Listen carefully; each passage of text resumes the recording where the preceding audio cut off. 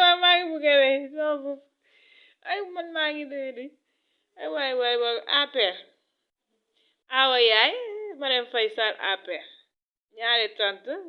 Adji Sarr APR léegi nag Sénégal nag mu la laa bëgg ñu yore affaire du justice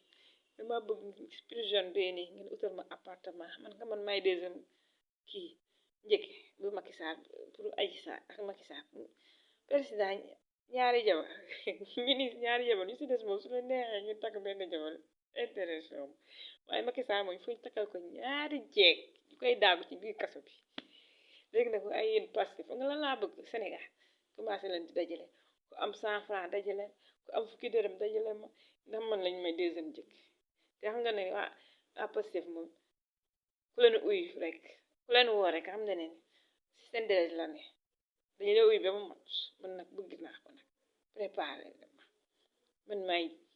deuxième njëkke bu Macky Sall ak Adji Sarr waaw fa mu am moom incha allah ala kulli ah